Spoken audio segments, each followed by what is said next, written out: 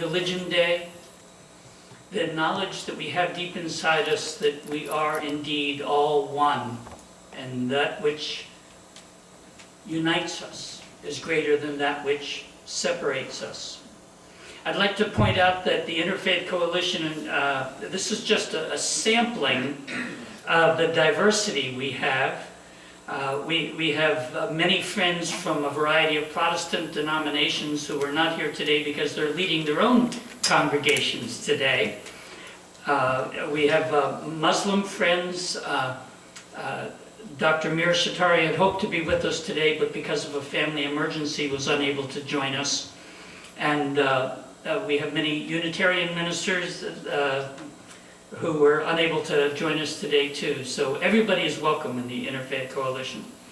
That includes our friends the Quakers, the Society of Friends, who've been practicing on Cape Cod for more than 300 years.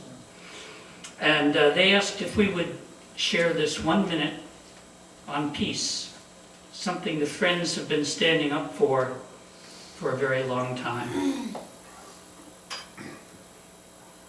And this was approved by the Barnstable Friends meeting. It is with tears that we mourn the deaths of soldiers, freedom fighters, babies, mothers and fathers, children, victims of endless wars. It is with sadness that we welcome home our war-shocked veterans who take their own lives when they find a future without hope. We live in a world of wars without end, the longest war in the history of our nation in a mountainous land that has never been subdued, a 7-year war of torture and destruction in the cradle of civilization, now a desert war of humanitarian intervention to save lives by killing, and a half-war by unmanned drones that kill whole families of tribal people. With all life, we suffer the pains of our precious earth from wounds by careless missiles, tanks, and bombs. We decry the wasteful destruction of finite resources that are desperately needed at home to house the homeless, to cure the sick, and to tutor our children in ways of peace. We vision a world which embraces peaceful means of resolving conflict with equality and justice, where before the idea of violence is entertained, grievances are addressed with concrete steps, where conciliation, mediation, arbitration, fact-finding, and adjudication are codified international laws and practices of international organizations like the United Nations. The Society of Friends, born in the chaos of the English Civil War, has offered its testimony of peace and nonviolence. William Penn, a former warrior and statesman, taught us how to meet violence. We are too ready to retaliate, he said, rather than forgive or gain by love and information. And yet, we could hurt no man who we believe loves us. Let us then try what love will do. For if men did once see we love them, we should soon find that they would not harm us. Force may subdue, but love gains. And he that forgives first wins the laurel. If I am even with my enemy, the debt is paid. But if I forgive it, I oblige him forever. That was in William Penn's Truths of Solitude. Penn put this truth to the test, achieving peace in Pennsylvania with the Lenni Lenape, the Susquehannocks, and the Delaware Indians, instituting what was known in Indian terminology as a chain of friendship.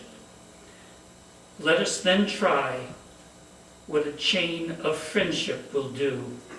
Let us try what love will do. That's from the Society of Friends. And that philosophy joins perfectly the message from my Buddhist teachers.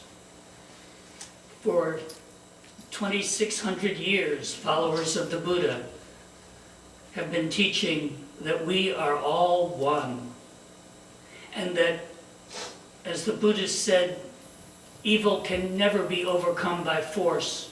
Only by love can evil be overcome. We believe that we are all one.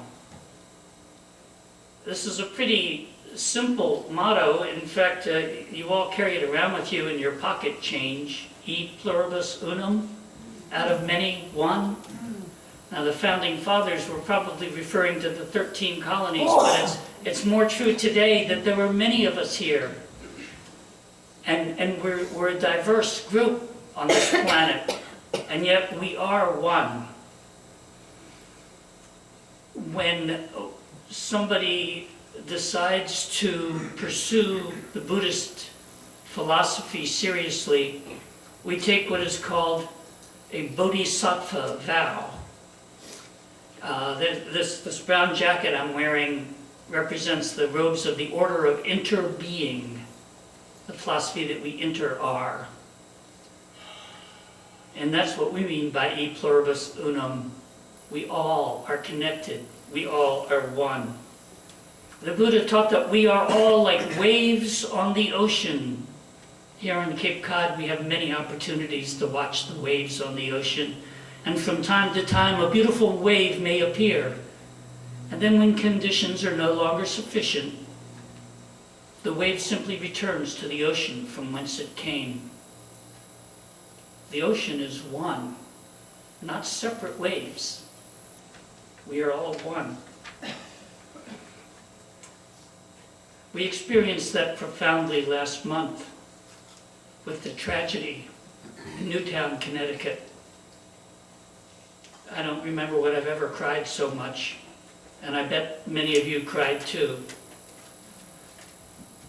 For even if we had never met those children and the others who died there, we were one with them. That was not somebody different over there in Connecticut. That was us. We all suffered. We all suffered together because we all are one. Thank you. Thank you.